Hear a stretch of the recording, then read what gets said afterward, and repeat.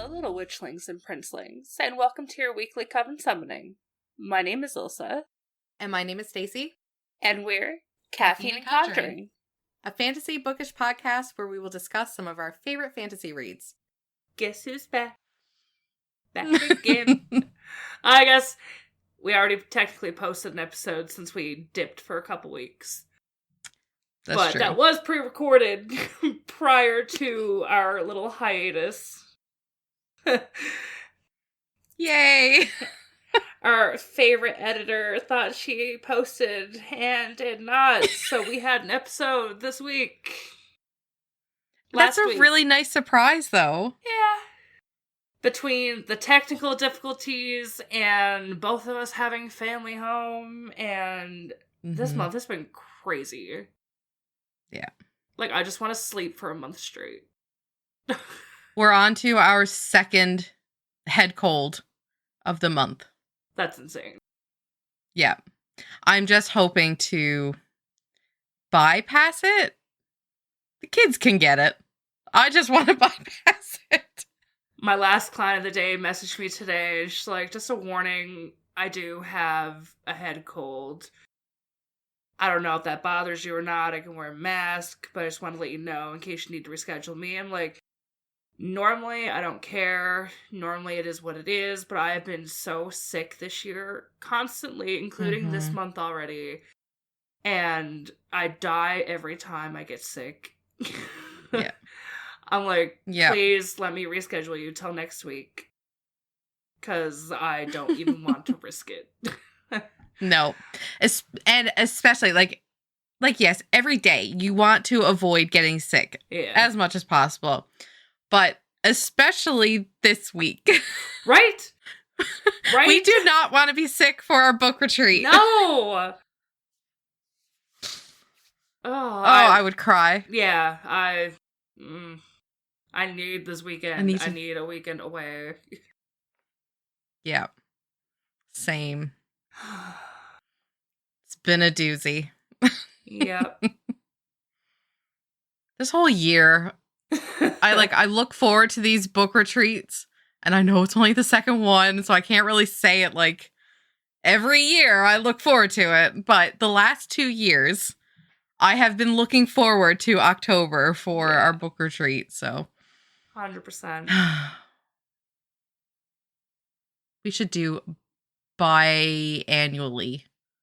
I agree. Book retreats. Do 2. Or maybe even, like, pushing it, like, one extra night, just so we get 2, like, full days. Yeah. Next one, we're definitely going to push it. Definitely going to look into that. Yeah. Yeah. Well, already sidetracked it, and we haven't even started talking about this episode yet, which is so good.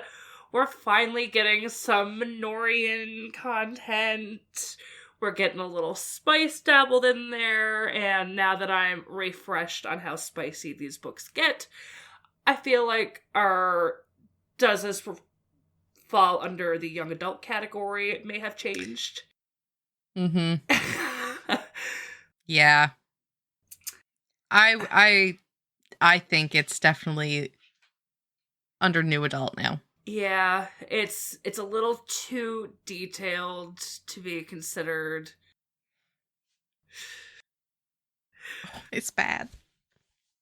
To be considered young adult. And I would not recommend younger teenagers to be reading it. No.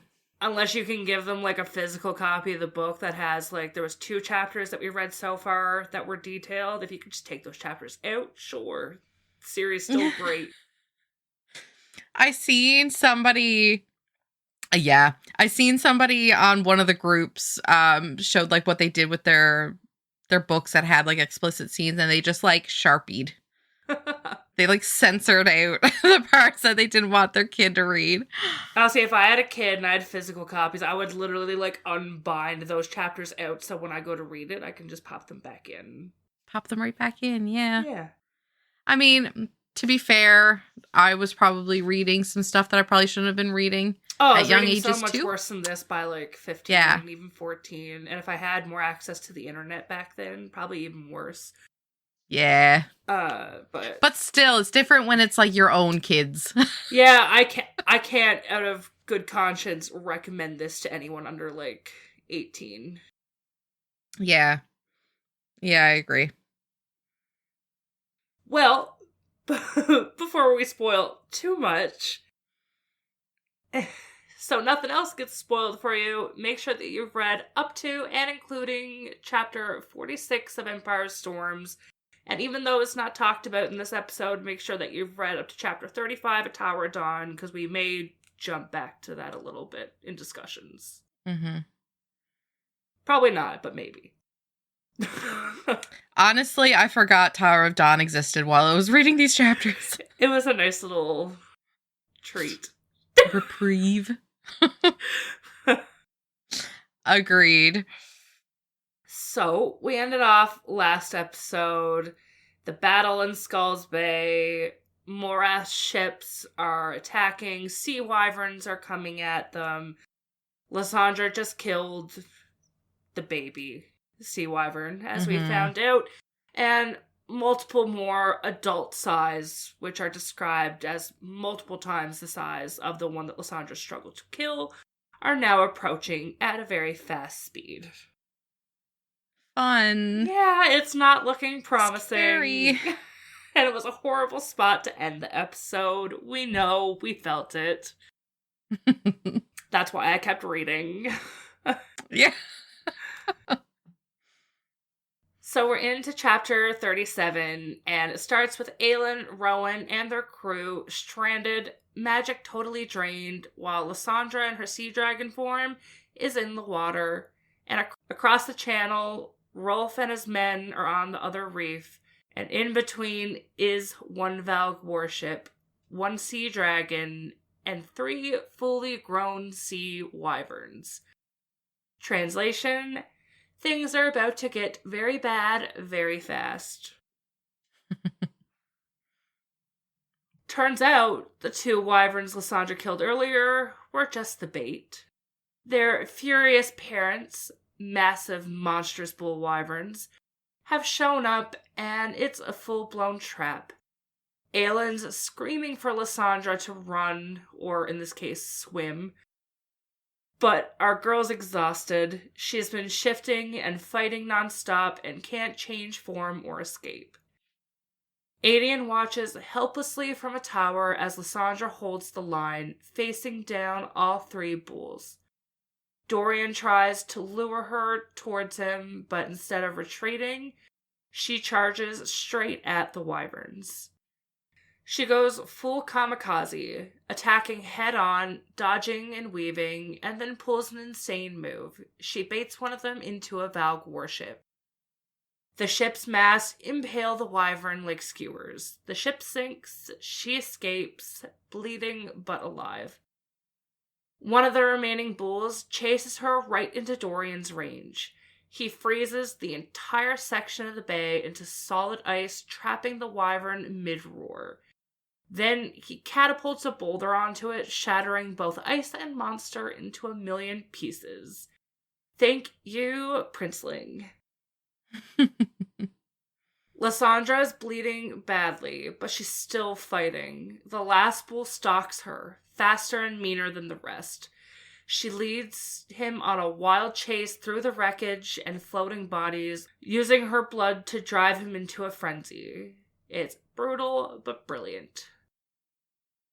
Finally, she turns back towards the reef, towards Aedion. He's at the massive crossbow, waiting for his one perfect shot.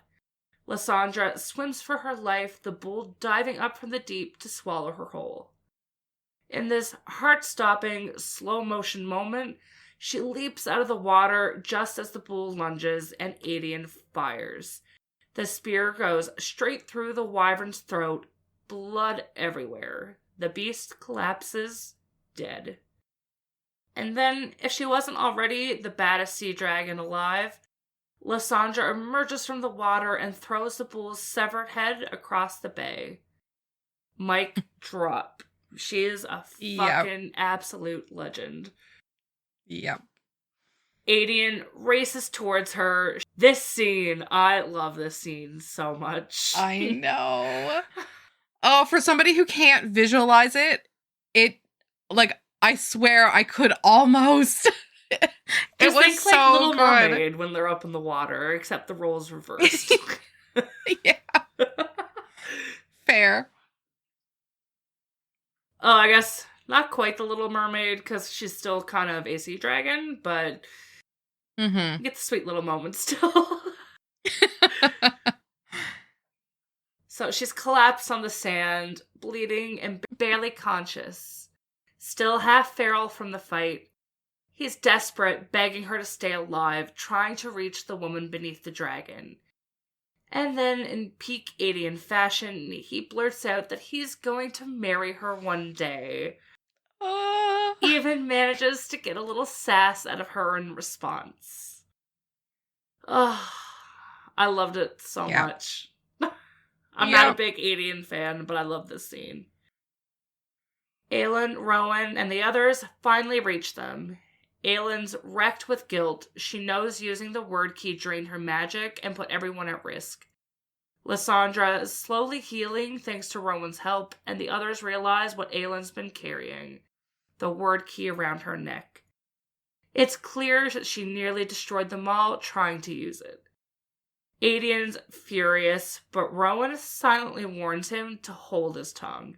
They all know the cost was too high, and Aelin already feels it. As night falls, Lysandra finally shifts back into human form, naked, bloodied, and utterly spent.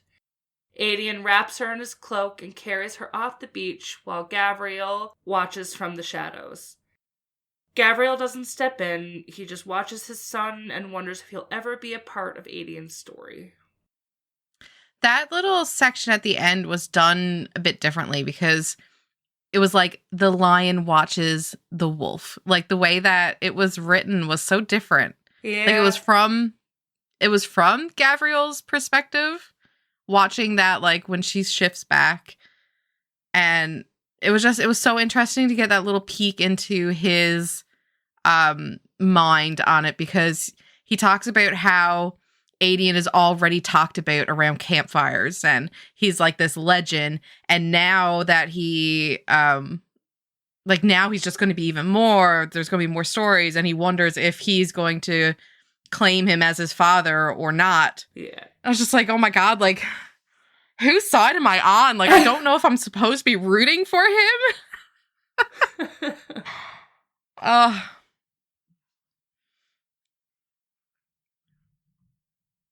And then chapter 38.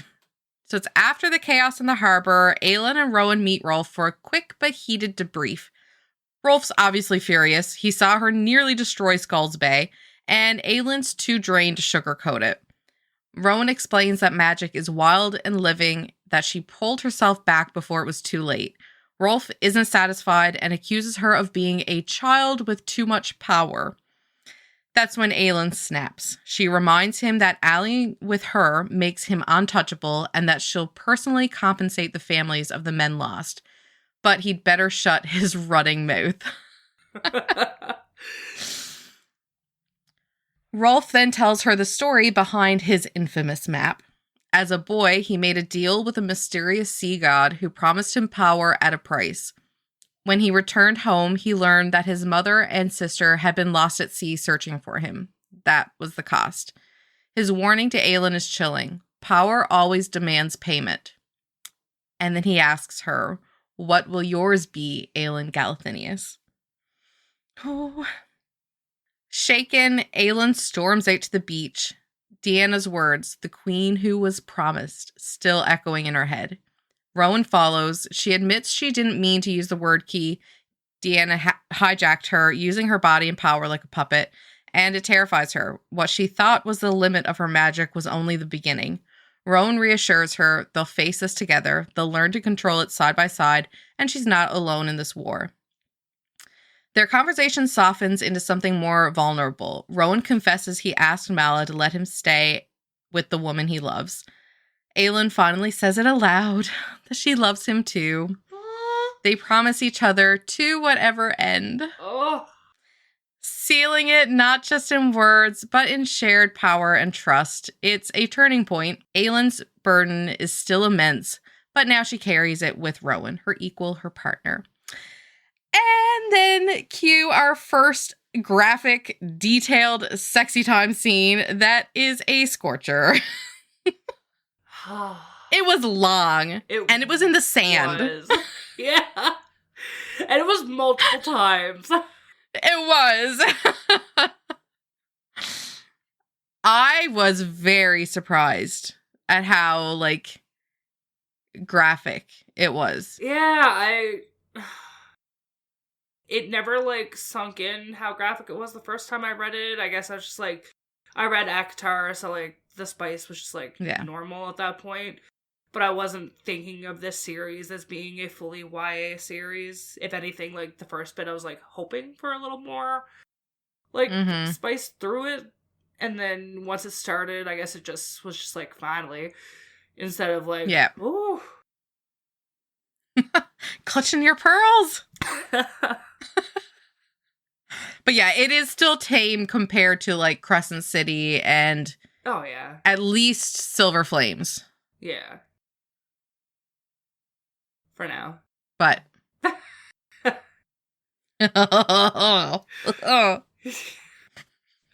oh, the chains. Or now. The chains. Anywho, Empire Storms, Chapter 39. Ooh, what are you drinking? My god, stop, ADHD brain. Shiny. It's Colliding Tides Frosted Great Twist. It's a vodka beverage. Ooh. Beverage. From PEI. Nice. It's very tasty. Not sponsored. No. No. I needed a little something to take the edge off of this entire fucking month. Oh, well, my cereals tier will do the trick next weekend. Yes.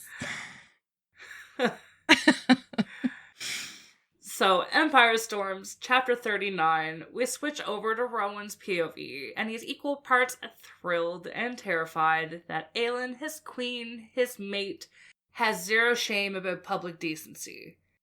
This is the This is the morning after they completely lose themselves in each other on the beach. A raw, emotional release that sealed their bonds in every sense. But he knows the heat between them was also Aelin's way of stalling. She is avoiding the hard questions waiting back at the inn. And I don't know if it's mentioned there in the notes, but her lack of public decency, she's literally walking back to their rooms in flames and no clothes. Yeah, I forgot about that. When they finally return, Aelin strides into the room where Dorian, Adian, and Lysandra are waiting. Lysandra's awake and snarky again, and Aelin immediately drops a bomb. The Amulet of Orinth is actually the third word key. Everyone freezes as she casually follows that up by summoning a ghost. Using blood and word marks, she calls forth Queen Elena, who appears through moonlight, glitchy, furious, and pressed for time. I love this so much, because the snark Aelin throws right back at her is so great. I also like, before she summoned her, she's just like, hey, want to meet an ancestor? Yeah. So Aelin demands answers. Why did Deanna possess her? What is the lock? And what does the queen who was promised mean? Elena explains that Deanna is a god who doesn't play by mortal rules. When Aelin's magic brushed the key, it opened a door. Deanna just happened to be watching. She confirms that the lock is real and hidden in the stone marshes of Eelway, inside the ruins of a sunken city. Long ago, Elena's father, Brannon, forged it at a terrible cost. Mala Firebringer, the goddess of flame, gave up her mortal body to create it. Elena used Locke's one-time power to trap Erewhon, and ever since, she's been paying for that choice. But her spirit fades, Elena drops one last shock, Aelin carries Mala's blood. The fire in her veins is divine. Da, da, da! So now we know why she's so fucking powerful. Yep. Once Elena vanishes, the room is silent. Everyone's processing what they've just learned. Aelin and Dorian both realize they share that godly lineage. And this is where things get a little bit messy with their old relationship. Because they are indeed related. Mm-hmm. Closer than you'd want. Any sort of cross in the family tapestry, I think I would consider too close. I mean, you don't want to think about that too far, because we all live in a very small province here. Guaranteed that... Yeah. If you I'm safe. I went really far back on both sides of my parents' family tree. Yeah, as much as my dad used to joke that me and RJ are twins, there is nothing. Phew. Lysandra points out that the lock lies right between Maeve's armada and Erewhon's fleet, and both enemies are closing in. Despite Adian's doubts about trusting Rolf, Aelin lays out their next move. They'll sail for the Stone Marshes to find the lock, while Rolf gathers the Mycenaeans and sends half his fleet north to Terrasen. At dawn, the group leaves Skulls Bay aboard one of Rolf's swift ships. Thank you for putting those little tongue twisters in there for me. I love that. Aelin stands at the prow like living sunlight, powerful, calm, but heavy with what's ahead. 3 days later, as they near open sea, a dark speck appears on the horizon. The crew tenses. It's a wyvern. And as it nears, they see a familiar white-haired rider slumped in the saddle, covered in blood. Dorian shouts for everyone to hold the fire just as Aelin's command echoes his. The beast, battered and bleeding, circles once and then descends. The rider slips and falls into the waves. The last thing they see is the unconscious body of Manon Blackbeak crashing into the sea.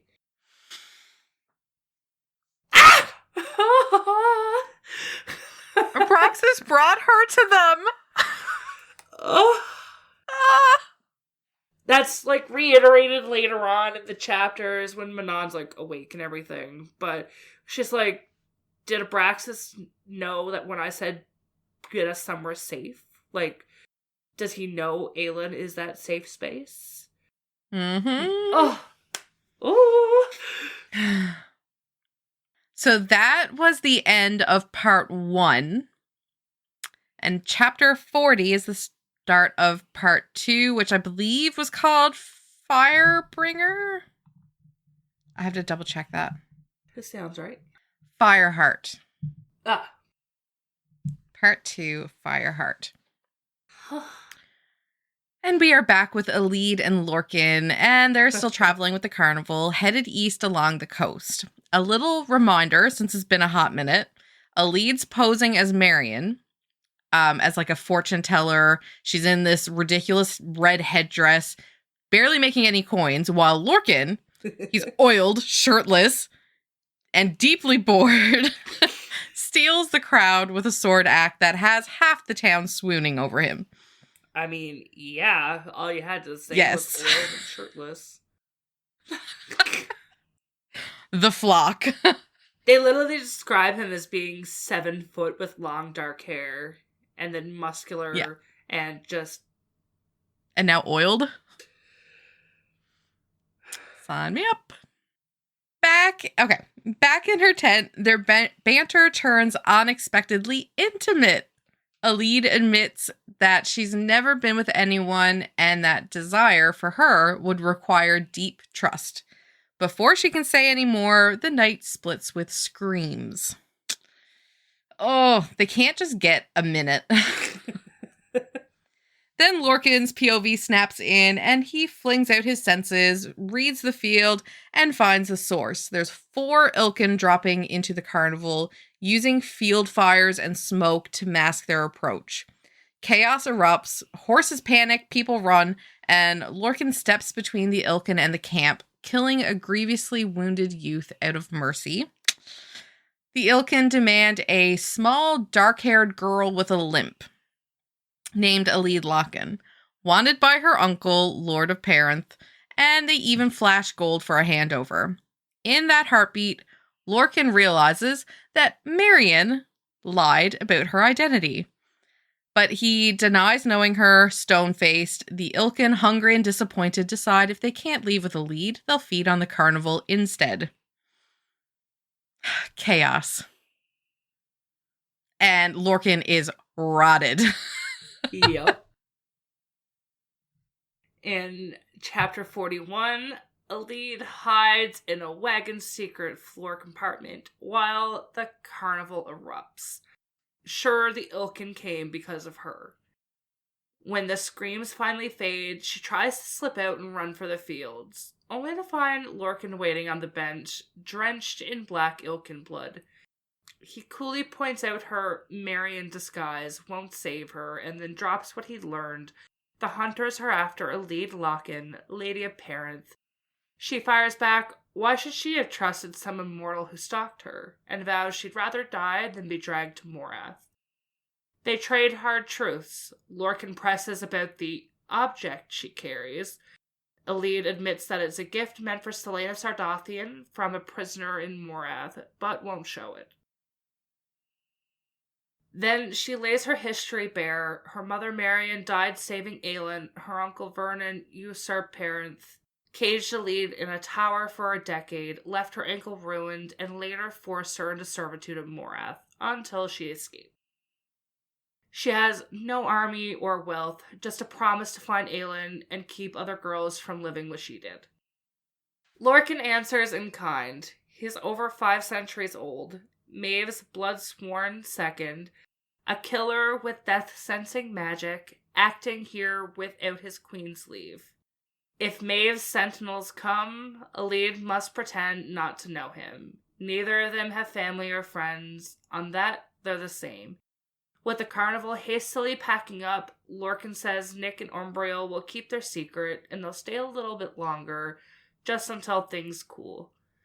Aelin limps off into the night with quiet dignity, and Lorcan, watching her go, wonders what exactly he's doing. Good question, Lorcan.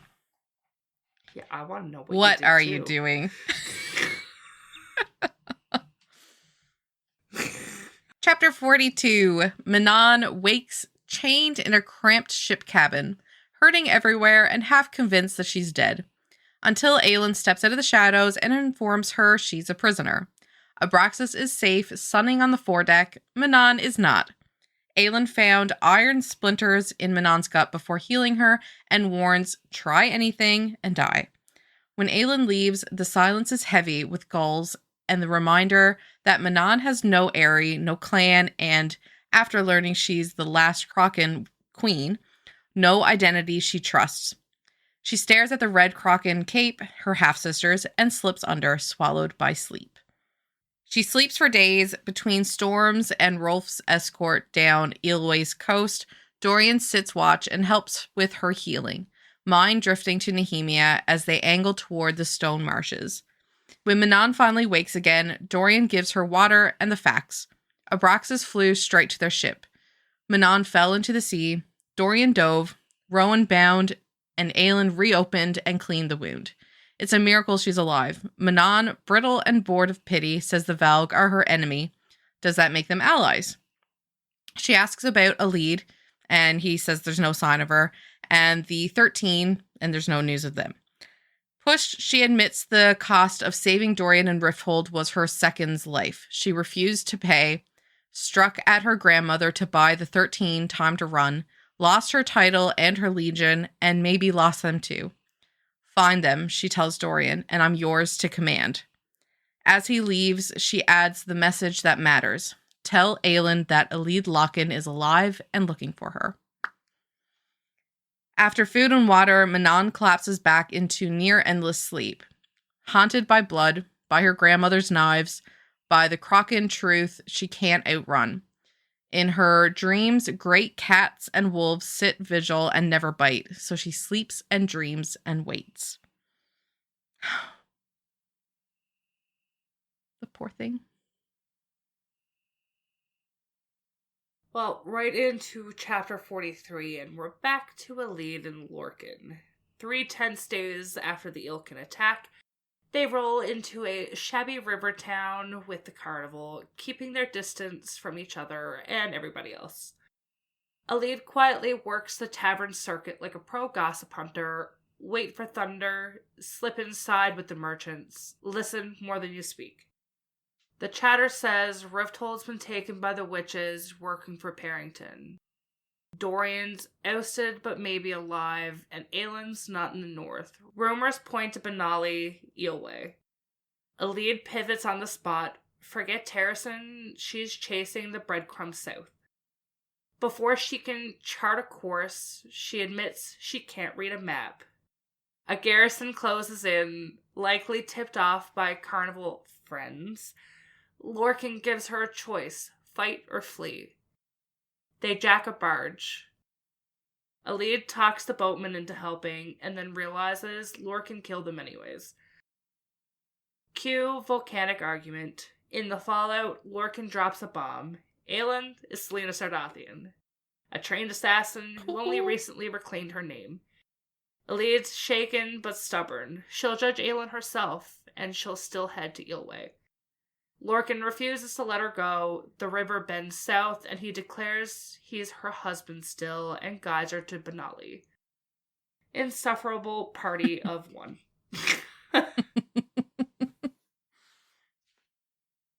Night falls and the dagger twist lands. Lorcan smashes the amulet in the cabin and finds he was conned. No word key, just a wordstone ring and a snarky note.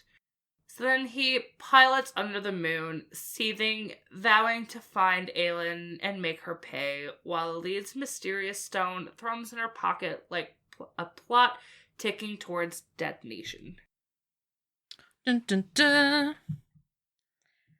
The very last line of that chapter is, his only consolation was that he'd stolen Mala's ring back, but the little bitch still had the key, and if Aelin needed to go to Aelin anyway, he'd find Aelin for Aelin, and he'd make the Queen of Terrason crawl before the end of it. I mean, I'd crawl. Took the words right out of my mouth. I bark like a dog, woof woof.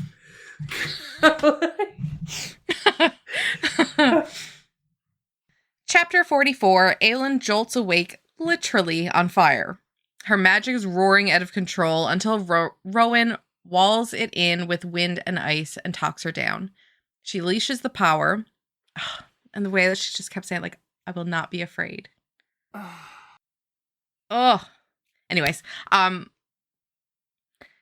then they have the hard talk. He panicked that Deanna had seized her again. She reminds him she chose him, Fae intensity and all. Instead of playing politics with a marriage alliance, Aelin basically proposes the anti-proposal. No foreign match, no pissing contests. She wants the partner who will stand in the flames with her.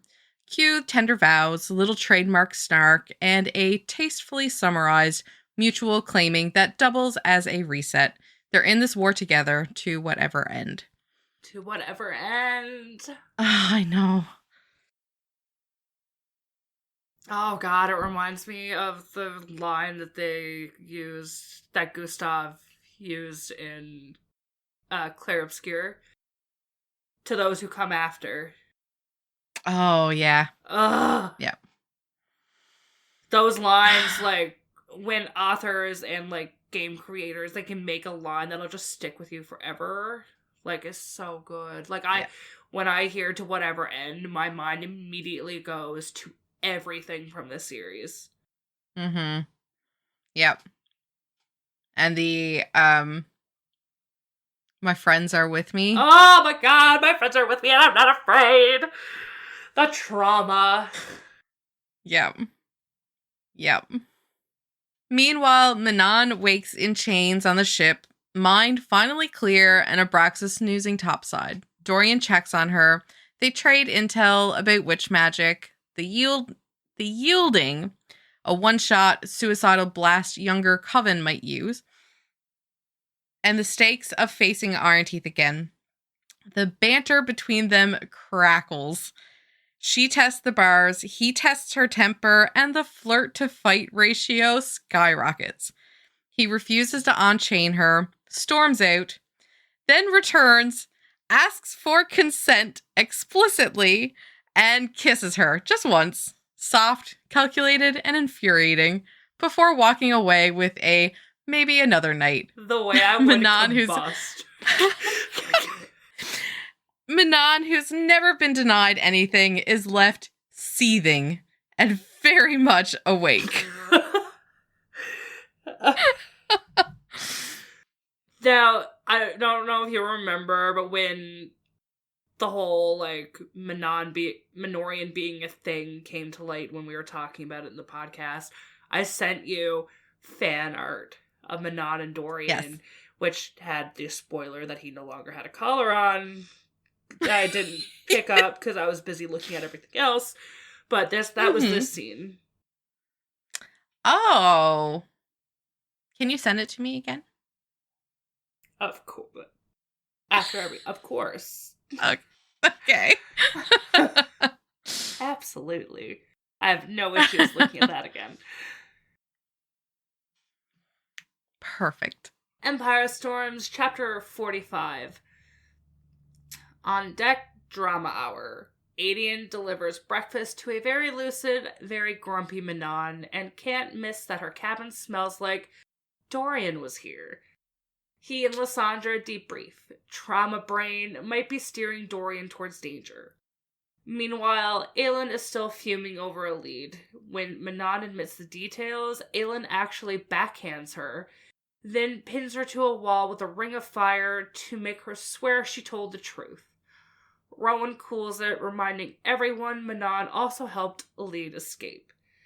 Tension simmers as Aelin and Rowan spar. Abraxo snaps on the prow. Gabriel quietly watches. Aelin keeps avoiding him. And Fenris does his cocky sentry thing. The plan, 3 more days to the Stone Marshes, and we'll see if Rolf's alliance holds. Dorian pushes Aelin to ease up. I am your king, you know. And wins a compromise. Manon can take controlled, guarded walks, wrist shackled, no chains on the room. A fae plus one of them on escort. Cue the snark. Aelin reminds him Manon once tried to kill her, and Dorian counters she also saved him. Round and round. And then cue the cliffhanger. Aelin, Rowan, Dorian, and Fenris go to collect Manon for that walk. Aelin and Rowan are mentally flirting because of course, but when Dorian introduces Fenris, Manon sniffs, narrows her eyes, and says, "No, he's not." Her iron teeth flash a split second before Fenris strikes. Oh. Imagine if we had to end the chapter there. Or the, episode. I'm glad we didn't. Yeah. Oh, no, he's not. Our last chapter, chapter 46. The moment Manon's instincts scream, not Fenris, chaos detonates.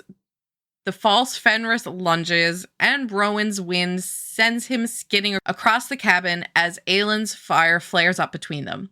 But the imposter doesn't burn. Its skin peels away to reveal something worse. Spindly limbs, dead eyes, a woman's shriveled chest. It's Erwin's bloodhound. The creature mocks them, hissing that it's tracked the Blackbeak air and now knows who sails with Aelin. When she tries to incinerate it, her flames fizzle into steam. The bloodhound laughs and rips open the ship's porthole, promising that its master has seen enough, Before it can escape, real Fenris appears, arrows flying, pinning the thing to the floor.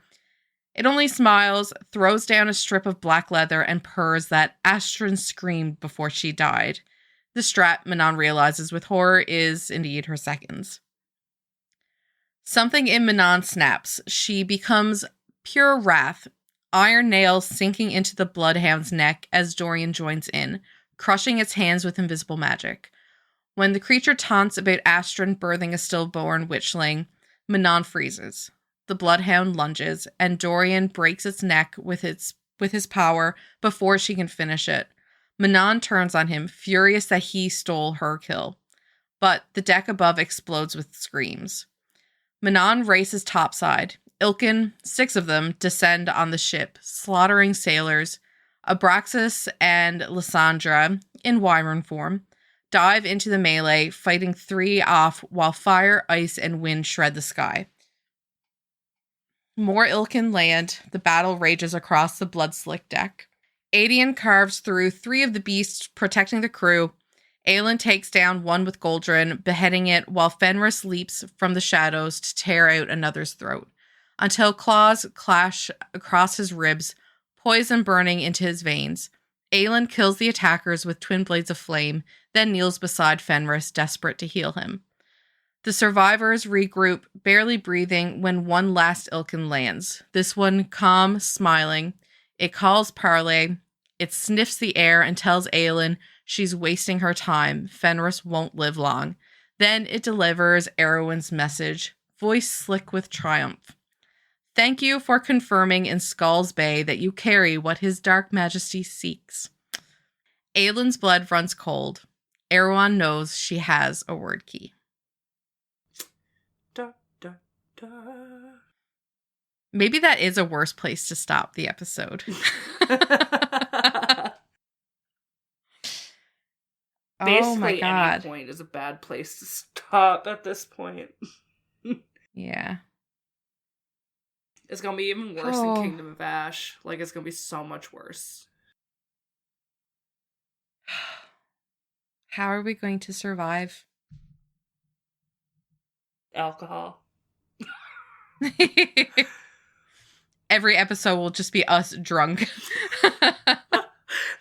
I'm down. Trying to process our trauma.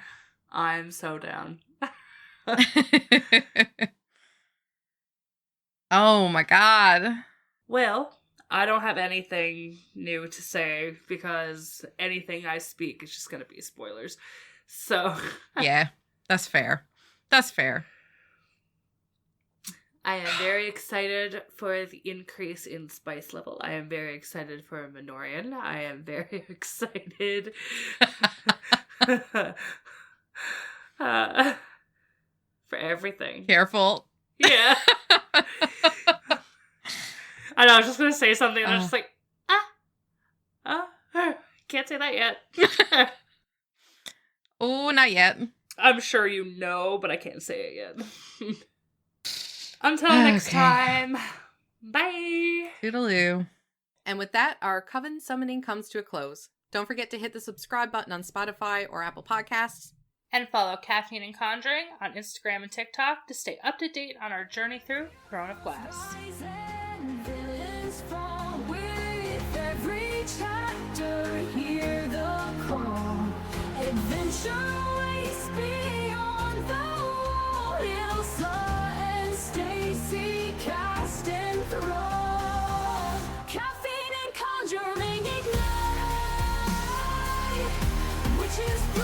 Kingdom